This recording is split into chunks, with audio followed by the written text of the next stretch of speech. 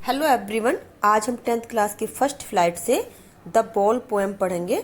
The ball poem is written by an American poet John Berryman. Poet ने इस poem में एक छोटे से उस बच्चे का एग्जाम्पल लिया है जिसकी एक बॉल खो जाती है और वो बहुत दुखी हो जाता है।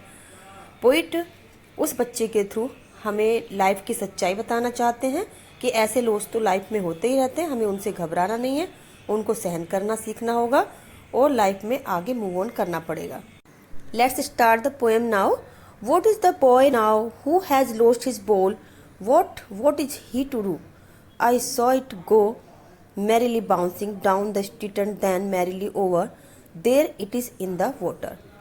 Merrily का मतलब cheerful. पोइट कहते हैं कि एक छोटे से बच्चे की बॉल खो गई है। बॉल उसके हाथ से स्किप होकर खुशी खुशी जंप करते हुए स्ट्रीट से होकर पास ही किसी वाटर बॉडी में जा गिरी है। इसका मतलब कि पोइट उस बच्चे से थोड़ा दूरी पर खड़े होकर नोटिस कर रहे हैं।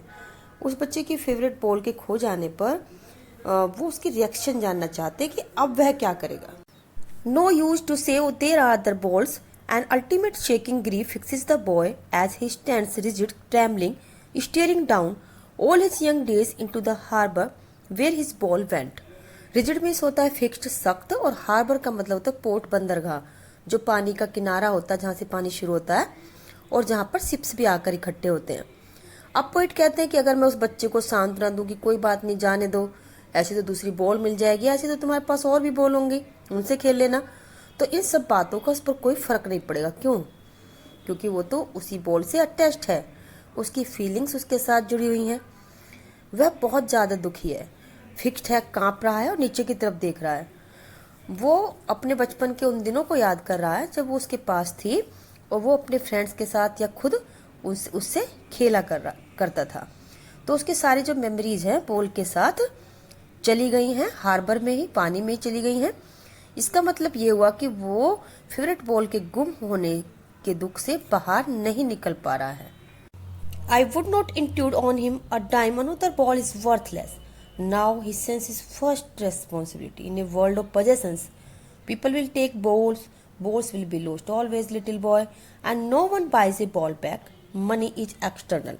Intrude means interfere, रोकना, और एक डाइम होता है 10 सेंट के बराबर यूएस में।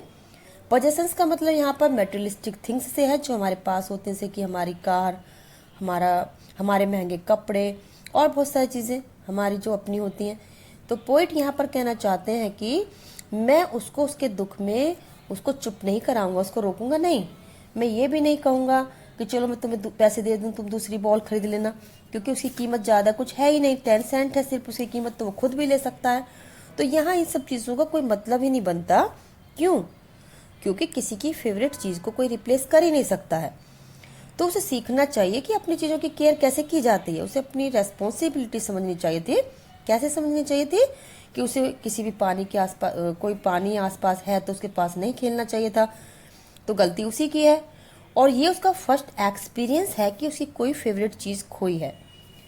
तो पोइट समझाना चाहते हैं उसको कि अच्छा है, छोटी सी एज में वो ये सब बात समझ जाएगा।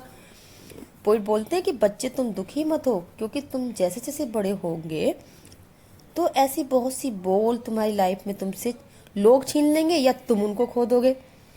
तो आपने देखा कि बॉल का मतलब यहाँ पर चीज़ों से है, कि तुम्हारी लाइफ में तुम्हारी बहुत सी चीज़ें या रिलेशंस तुमसे दूर हो जाएंगे, तो तुम्हें सीखना होगा कि उनकी केयर कैसे की जाए, और अगर फिर भी वे चीज़ें हमसे दूर हो जाएं तो हम उनके लॉस को कैसे सहन करें और लाइफ में आगे बढ़ जाएं और नॉर्मल लाइफ जिए।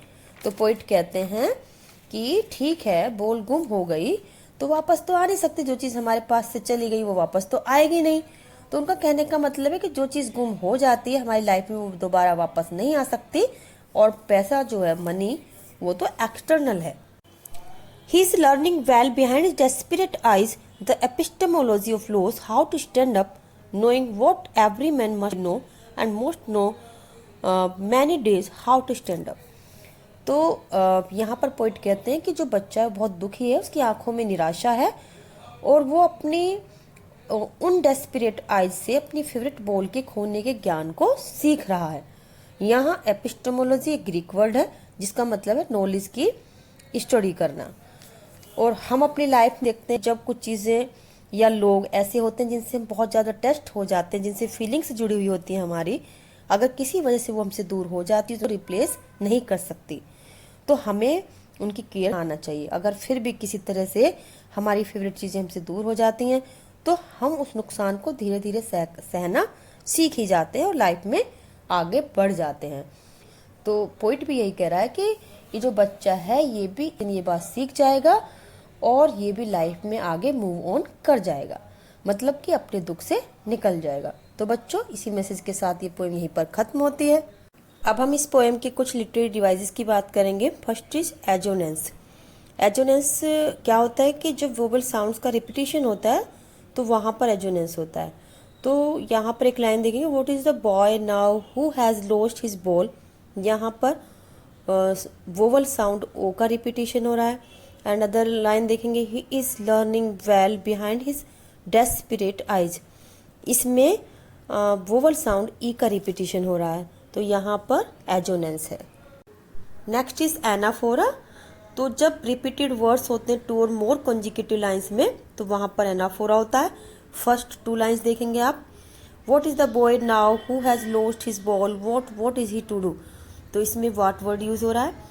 और थर्ड फोर्थ लाइन देखेंगे, merrily bouncing down the street and then merrily over there it is in the water.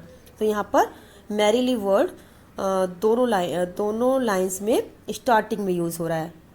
Next is imagery. तो जब पोइट कहते हैं merrily bouncing down the street, तो हम इमेजिन कर सकते हैं कि जो बॉल है वो उछलती हुई स्ट्रीट में कैसे जा रही होगी, तो हमारे सामने एक इमेज क्रिएट हो जाती है उसकी। Next is एलिटेशन। एलिटेशन कहाँ पर होता है, जब कोई भी consonant sound closely connected words के स्टार्टिंग में यूज होती है तो वहां पर एलिटेशन होता है। तो आप 14th लाइन में देखेंगे, बाइज अ बॉल बैक। तो इसमें जो क्लोजली कनेक्टेड वर्ड्स हैं उनमें बी साउंड स्टार्टिंग में यूज हुई है। और लास्ट सेकंड लाइन में देखेंगे, मैन मस्ट, इसमें एम साउंड का यूज हुआ है स्टार्टिंग में। नेक्स्ट इज एसेंडिटोन। जब किसी सेंटेंस में कंजंक्शन का यूज ना हो तो वहां पर एसेंडिटोन होता है। जैसे आप 10th लाइन देखेंगे, a dime another ball is worthless. इस पूरे सेंटेंस में कहीं भी कंजंक्शन का यूज नहीं हुआ है। और अगर हम राइम स्कीम की बात करें तो इस पूरी पोएम में कोई भी राइम स्कीम नहीं है। तो बच्चों, यहीं पे ये पोएम खत्म होती है। अगर आपको मेरी वीडियो अच्छी लगी हो तो प्लीज सब्सक्राइब, लाइक, कमेंट और शेयर करें। See you soon with a new topic. Till then have a nice time.